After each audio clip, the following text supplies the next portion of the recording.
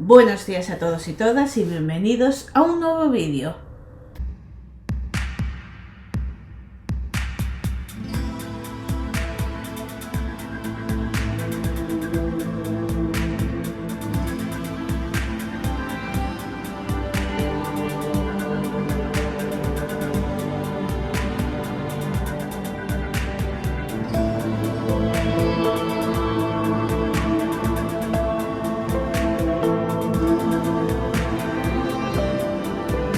Bueno, hoy traigo el cuarto día del Celsius. Como siempre voy a contaros un poquito lo que me voy a llevar para leer y luego ya vendré pues por la noche con la actualización de todo el día. Bueno, en audiolibro, que os lo enseño, voy a seguir con La Virgen sin Cabeza de Pilar Ruiz, escuchándolo. Hoy voy por la página 40, supongo que llegaré hasta la 150 más o menos, para así poder terminarlo mañana. Luego tengo empezado El misterio de la bruja de Trixie Verden, que voy por la página 90, que esté seguro que me lo termino hoy porque me quedan 78 páginas. Luego me llevo Cazadores de Sombras, la cadena de oro, para leer la tanda de esta semana, que son 143 páginas más o menos. Entonces me lo llevo para la tanda de esta semana. Y luego me llevo también El huracán de Iria G. Parente y Selene M. Pascual, que lo estoy haciendo con Bobobox, pues para leer la siguiente tanda que toca. Y esto es un poco lo que me voy a llevar para leer. Bueno, ya es viernes, son las 10 de la noche. Llegué a casa hoy un poco más tarde que estos días de atrás. Llegué sobre las 9 y 10, 9 y cuarto, porque la última charla que quería ir, bueno, acabó a las 8 y pico, y entre la firma y todo, pues se fue un poco de las manos. Bueno, dejadme que mire el programa porque os voy a ir contando según fui viendo. Jueves, viernes, viernes, aquí.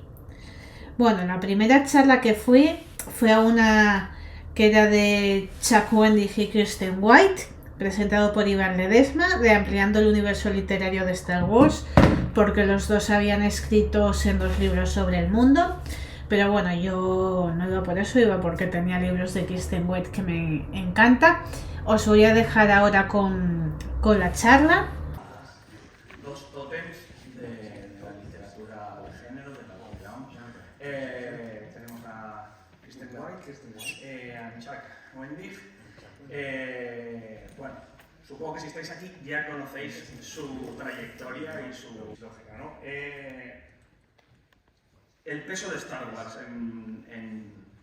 en vuestro trabajo sobre los hombros, quiero decir, el hecho de introducirse en una franquicia, en un universo tan enorme, ¿ha sido difícil? ¿Ha sido buscado? ¿Ha sido un trabajo sencillo?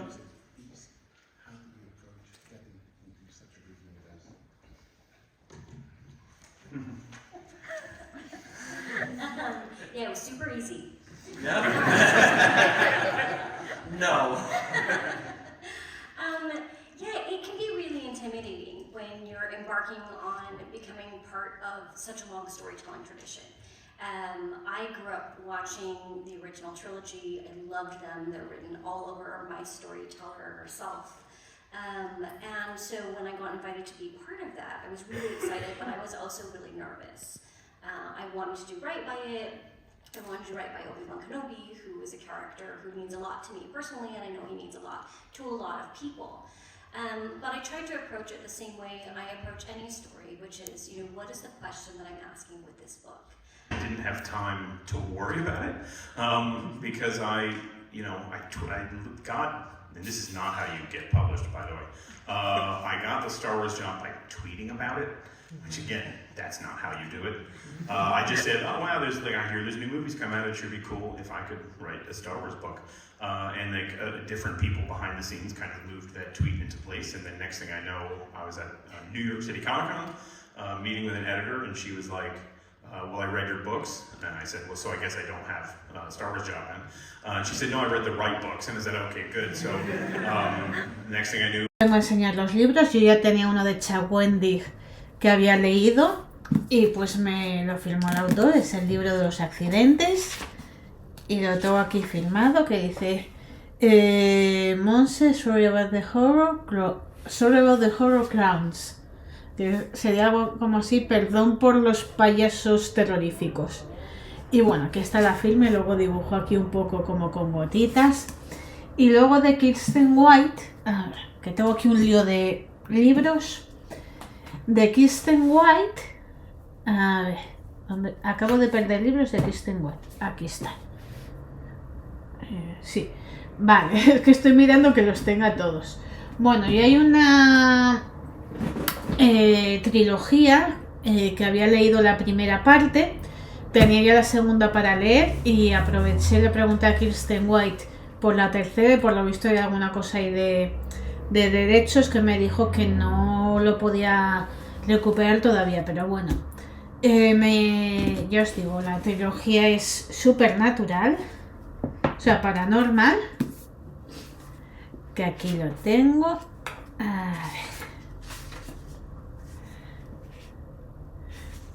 ver. The Monse, normal is overrated, que sería algo así como normal está sobrevalorado, ser normal estaría sobrevalorado. Y luego la segunda parte, que sería sobrenatural. A ver, aquí marca páginas. Dice The Monse, who needs normal, quien necesita normalidad. Y luego, bueno, a ver, vi otro libro que me llamó la atención la sinopsis, que es El Escondite, que dice 14 concursantes, 7 días, un parque de atracciones abandonado, podrás escapar. Esto ya me convenció del todo para leerlo. A ver, voy a tener marcapáginas para 5 años. Dice, to Monse, ready or not, o sea, para Monse, lista o no. Y luego había visto una biología de ella basada, que tenía que ver con Blas el Empalador y su hija. Entonces, claro, a ver, Blas Tepes el Empalador y yo nos teníamos que hacer amigos y me hice con la biología, que es hija del dragón y renace de las sombras, los dos firmados por la autora. Monse, via Dragon, un dragón. Y luego este otro dice Rise, sería así como crece, elévate. A ver, ¿qué vamos poniendo para ahí? Este vídeo se va a hacer súper largo. Lo siento muchísimo, pero es que hoy fui a muchas charlas y muchas firmas, todo. Luego, bueno, había un encuentro con Bridget Collins, que yo aquí no adquirí ningún libro, pero me pasé por la charla por saber un poco de qué iba y os voy a dejar con las imágenes.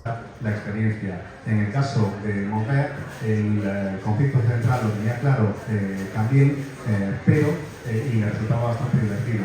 Pero tuve que meter un montón de pistas falsas y tratar de despistar al lector, porque en el primer borrador... pero bueno, 10. Hasta el medio. Claro, es que el año pasado casi me mata por Marilu. Entonces, quería acabar a tiempo y estaba yo muy con mis 40 minutos. Vale, genial, qué maravilla. Ok, pues entonces quiero saber la pregunta que me ha quedado en el tintero, que es un poco más personal. ¿Qué tipo de jugadora de grandes serías? ¿Cómo sería un libro encuadernado por ti?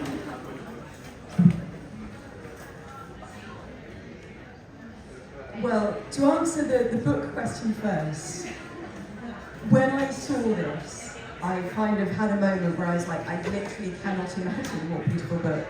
And I feel like I should show you, I don't know if anybody's seen, but it's got underneath, it's got this on the boards, which is just amazing. And you know, so I think if I were going to bind a book, I think the only problem is because it's modern, it's good. Bueno, os quiero enseñar un libro que no fui a ninguna charla del autor ni nada, pero quería cogerlo para probar al autor y no fui a la firma porque digo, es un autor que no conozco cómo escribe, si me va a gustar o no, y es El rito circular de Iván Ledesma, que bueno, me llamó la atención el argumento y decidí hacerme con él. Luego la siguiente charla a la que fui fue la presentación de Rumor y los insectos de Ignacio Ferrando, que aquí tampoco me hice con el libro, pero bueno, quería ir para conocer un poco el autor y os voy a dejar con las imágenes como siempre. Yo lo digo ya, o sea, tendría que ser un maravilloso apocalipsis de libros increíbles para que no sea una de mis 3 candidatas al premio Kelvin del año que viene, porque yo hasta ahora no he leído ninguna novela que me parezca más brillante en lo que va publicado este año, y porque me parece una lectura que va a ser muy difícil de superar. Es una novela de ciencia ficción, pero en realidad es una novela que usa la ciencia ficción para hacer un análisis, bueno, lo que he hecho siempre la ciencia ficción en realidad, ¿no? Del presente, dónde estamos, a dónde vamos o a dónde podemos ir. Es también una fábula hasta cierto punto que tiene, hasta si queréis, cierta manera de moraleja más o menos abierta, como todas las buenas moralejas.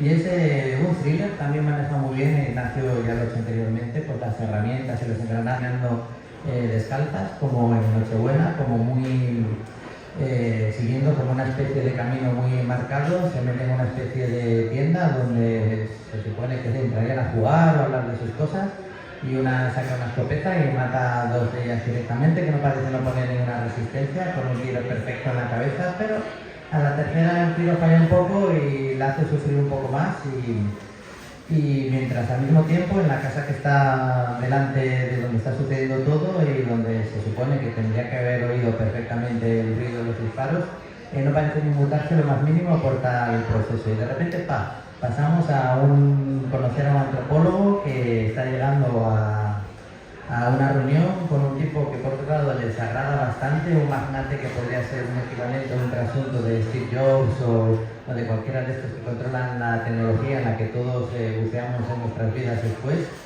Y empieza a surgir luego lo que ya es la trama, y te das cuenta que lo que has visto es apenas no la punta, sino la puntita del iceberg de preguntas, de cuestiones mucho más profundas, filosón, que colecciona Hugo, Nebula y Locus como si no hubiera otra cosa en el mundo, como es George Haldeman, que a pesar de toda su formación científica, que tú puedes escribir ciencia ficción sin saber de ciencia, pero tú no puedes escribir ciencia ficción sin saber de ciencia ficción. Entonces me gustaría saber qué referentes como lecturas, qué referentes como gigantes sobre cuyos hombros construiste la novela has tenido en tu formación como lector, porque para escribir bien hay que leer bien también. Bueno, Jorge, muchísimas gracias.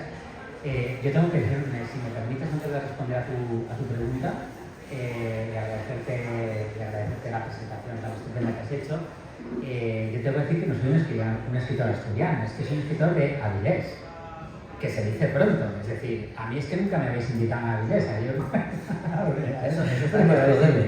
Yo soy de Trubia, pero como no había en ese momento hospital en Trubia, hace 51 años, pues nací en un hospital de aquí de Avilés.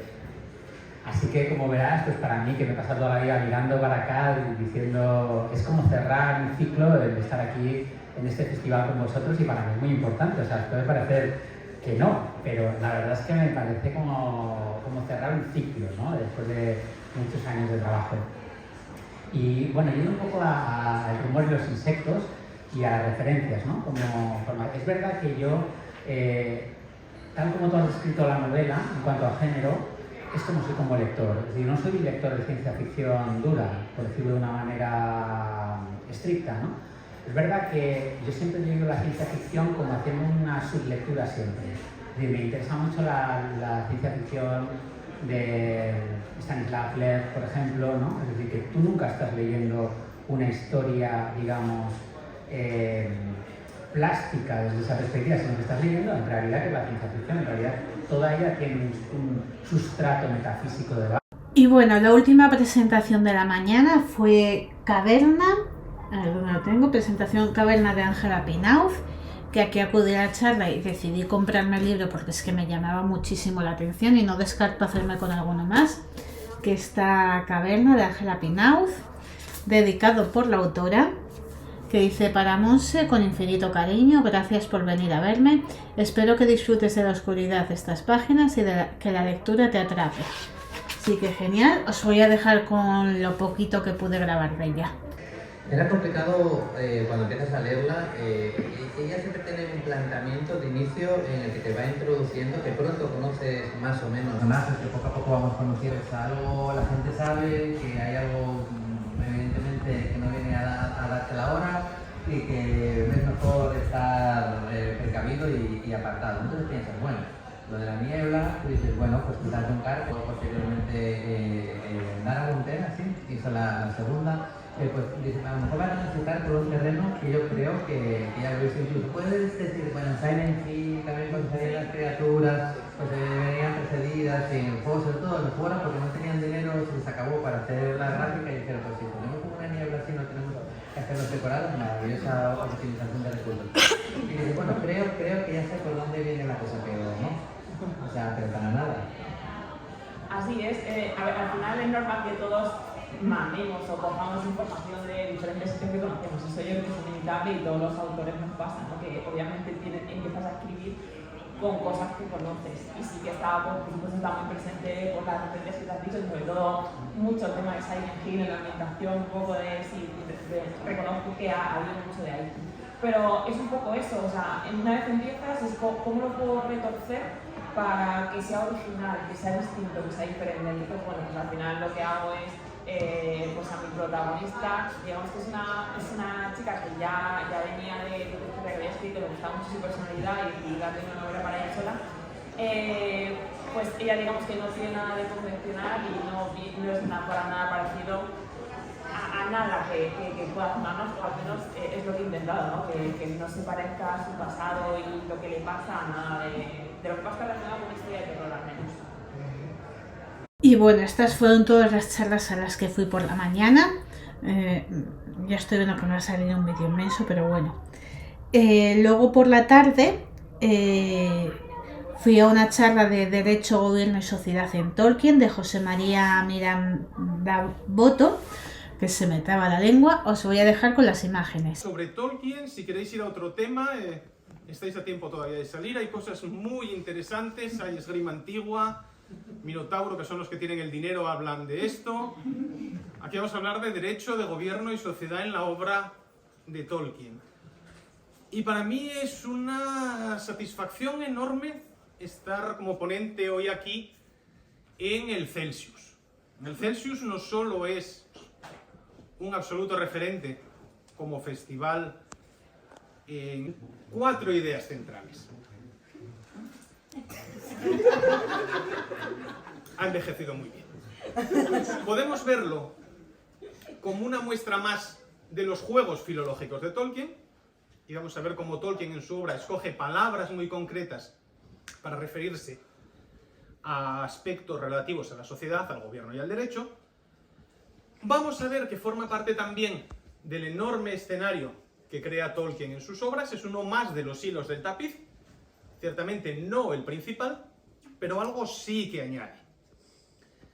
Vamos a ver que Tolkien utiliza el derecho y la relación con la autoridad como una prueba para determinados personajes, que siempre se resuelve en el mismo sentido, y esto es muy interesante desde mi punto de vista, lo abordaré después.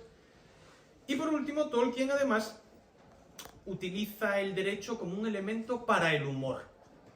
Sobre todo en El Hobbit vamos a encontrar cómo hay muchas figuras jurídicas de las que Tolkien se cachondea abiertamente, que las utiliza como anacronismos para crear ese elemento cómico. ¿Tolkien sabía derecho? No, eso ya os lo digo yo. No estudió nada parecido al derecho, se pasó toda su vida quejándose de los impuestos. Si sabía algo de derecho, lo sabía por sus lecturas, por sus estudios de historia. Había absorbido elementos. Luego fui a otra charla que se llamaba Escribir lo paranormal, donde el moderador era Ángel Luis Sucasas y hablaba Antonio Runa, que yo no lo conocía, pero me pareció majísimo, y Carlos Sisi. De Carlos Sisi me hice con... Bueno, yo ya llevaba un libro, que es Caminantes 5, Tempus Fugit, que ya le supliqué por Dios por el 6º. Y bueno, los tengo dedicados para que veas lo que me escribió. Para Monse, muchas gracias por la paciencia. El sexto llegará. Por eso lo ponía lo del sexto. Y luego me dice con el primero de su última trilogía, que es Nigromante, Bajo la tierra un antiguo secreto despierta, ilustrado por Tomás Hijo, y además con detalles que aquí hay una calavera, tapadura de Ediciones Minotauro. Que además me preguntó y dice que no, que iba a ser uno de sus siguientes libros que iba a empezar, y dice para Monse, gracias mundial por hacer que la magia fluya, abrazos Carlos y sí.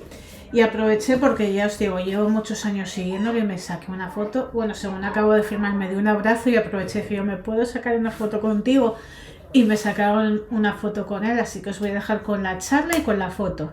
Porque iban para esta mesa me dijo, tenéis que montaros algo muy guay, una mesa muy chula sobre algo paranormal. Y yo, pero concretamente sobre qué. Y dijo, bueno, ya lo descubriréis. Entonces vamos a descubrirlo juntos. Yo no soy un gran experto sobre algo paranormal, pero evidentemente soy de aquí, soy de la tribu, me encanta lo paranormal también, no sé mucho y espero que Carlos y Antonio sepan mucho más que yo. Así que si queréis vamos a empezar porque nos cuenten lo que sé, vuestra primera experiencia con lo paranormal. Puede ser personal o vicaria. Eso ya es lo que elijáis vosotros. Bueno, vamos a ver. Yo estuve en el mundo del misterio un tiempo. Investigué... Bueno, tampoco soy un investigador, yo me denomino más divulgador, pero es cierto que entrevisté a mucha gente, indagué dentro de mis posibilidades. Yo no he visto nada que no se pueda explicar y de hecho ni siquiera he llegado a ver algo raro. He tenido experiencias desde un punto de vista subjetivo y sí es verdad que hubo una experiencia que es quizá lo más hasta el 40 minutos empiezo yo. La verdad es que mi experiencia en este tema es curiosa porque yo era un interesado en el mundo paranormal, pero desde un punto de vista lúdico. Yo veía el programa típico de Iker Jiménez y me enseñaban una foto de un fantasma y decía, uy, qué sustito, ¿no? Pero me iba a la cama y lo olvidaba todo. Pero después de escribir mis primeras novelas de zombies, pues pensé, voy a escribir otra novela sobre un monstruo clásico que es el fantasma, ¿no?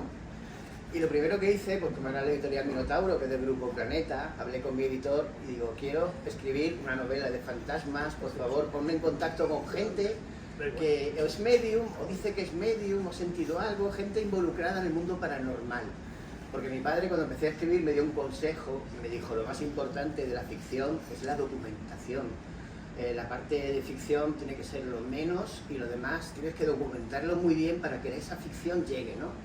Y dije, voy a hacer esto, porque cuando vemos una película de mediums, vemos un efecto de sonido, ¿no? Como unas imágenes, pero no sabes realmente lo que está sintiendo una medium, y esa es una tarea de la literatura, hacerle sentir al lector qué es lo que siente realmente un medium y por qué hace lo que hace y cómo piensa y cómo habla.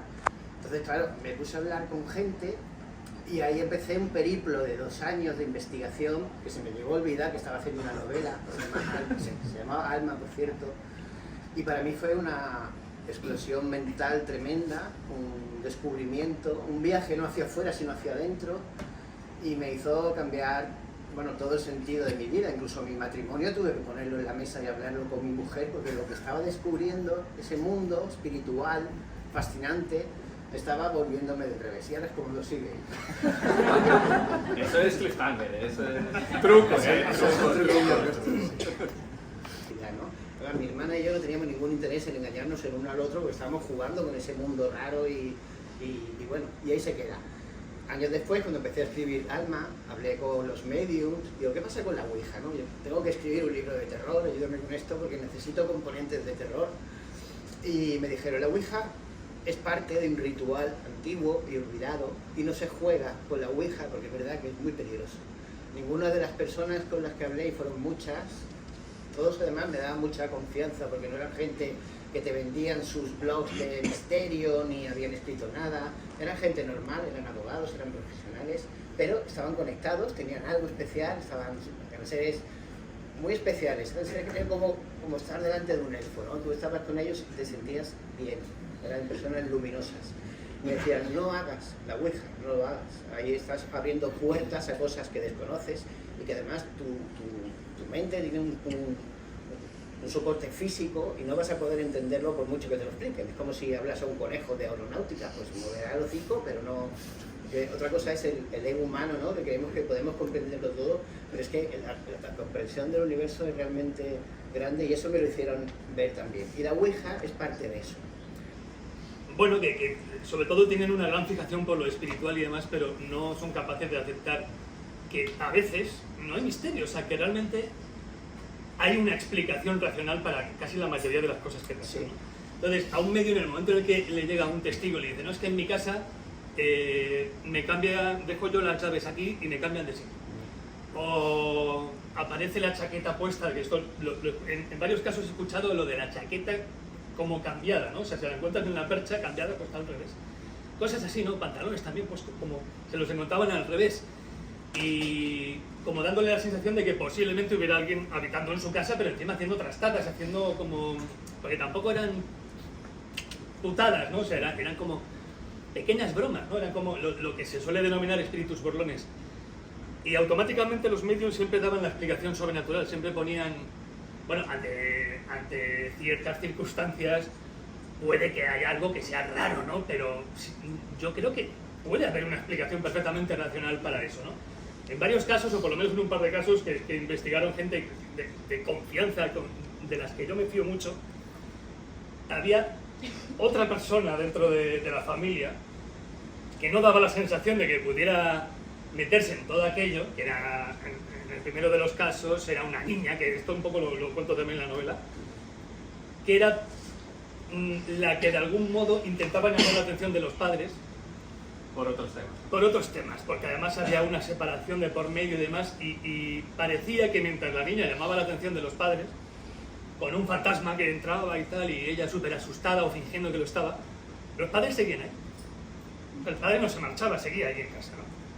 Y era una manera de... Y me dijo una cosa muy interesante, ¿no? Porque claro, hablé con ella ya cuando había trabajado mucho, había escrito muchos libros, había trabajado con Jiménez del Oso, muchos programas en televisión, había dedicado su vida al estudio de este mundo, de esta incógnita, esta cosa misteriosa que ocurre después de que nos curamos. Y me decía, Carlos, yo lo que te puedo decir es que con mucha pena, después de toda una vida dedicada a esto, he encontrado casos maravillosos, trabajos de campo que hemos estado trabajando y que hemos obtenido resultados, pero que al trasladarlos al laboratorio para reproducirlos con un método de investigación empírica y comprobada y tal, se desmontan, no funcionan, se caen, se colapsan. Eso una y otra vez. Dice, hemos deducido al final, con tantas veces que nos ha pasado, que este mundo espiritual obviamente nos está vetado, no nos corresponde ahora mirar por ese agujero a ver qué nos espera después, porque estos son días de tierra y de carne y nos toca investigar, trabajar otras cosas. Estamos aquí para aprender y no... Bueno, acabo de ver, porque según voy grabando, voy editando y demás, que llevo 28 minutos de vídeo prácticamente, solo de hoy, lo siento muchísimo, pero bueno, los que seáis del Celsius seguro que os va a encantar. Y bueno, la última charla que fui hoy fue Shuki's The House y los misterios de los vampiros sureños, de Charlene Harris, de la saga True Love. Bueno, yo la saga True Love la leí porque me la dejaron, pero no es algo que me llame muchísimo, pero me hice con 3 libros de Charlene Harris. Bueno, de los Midnight Texas 2, no tenían el 1, entonces aproveché y me compré el 2, que me llamaba mucho la atención. Y bueno, dedicado para la autora, bueno, de la autora.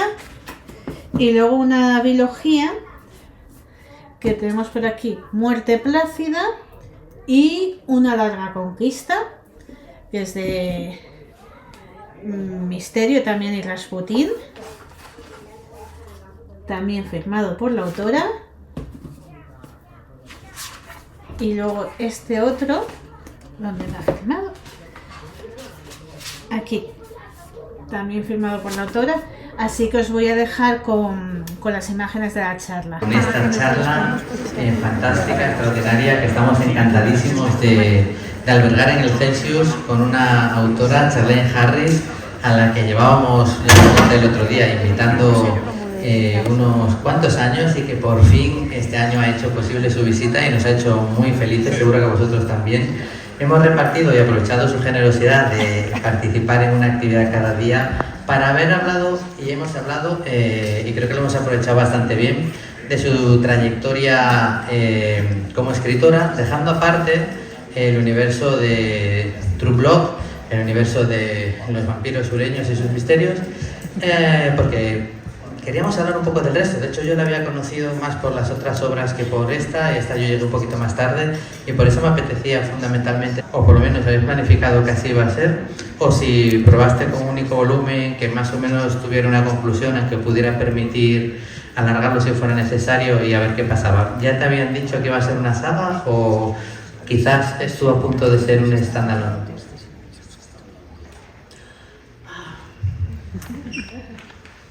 I wrote Sookie when I was, I didn't feel like my mystery career was going anywhere. And I had a book that came into my head and into my heart that I wanted to write so much. And it kind of grew. It grew from a mustard seed into a full-fledged tree. And I really had to write it. So I wrote Dead Until Dark and I sent it to my agent. And he did not like it. But he tried to sell it because he's my good agent and that's his job. And he did not get a bite on it for 2 years. It got turned down multiple times. But it was a book I believed in, so I said, keep trying, please, because someday this will be the book. Because I felt like this was going to be the book that would make my career. And after 2 years, he was able to interest an editor at the house that was publishing Laurel K. Hamilton. So they had already broken the barrier of urban fantasy, which didn't exist then. They knew they could sell Laurel's books, so they figured even with my book being very unusual and hard to put on the correct shelf at a bookstore, that was their big concern, the publishers, that they could sell Dead Until Dark. And they published it. It was a paperback original with a really wonderful cover. I was very, very excited. And honestly, you would have thought it was on fire. It sold so well. Yay, word of mouth. Word of mouth is the best-selling tool that any writer could ask for. And after that, there was no looking back.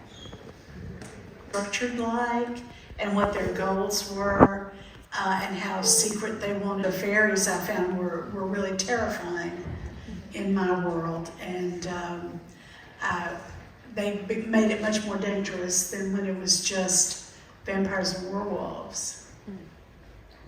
And it's a deliberate choice.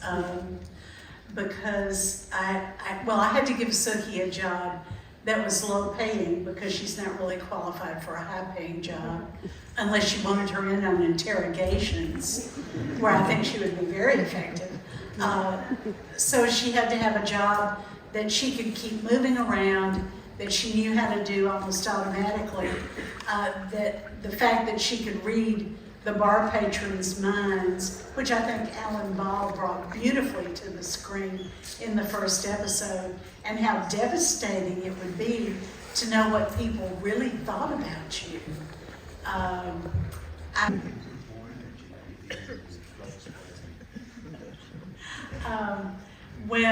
I had an option on the Sookie books, probably about the third one, but it lapsed without the producer being able to actually get anything off the ground because he was a pretty low-level guy.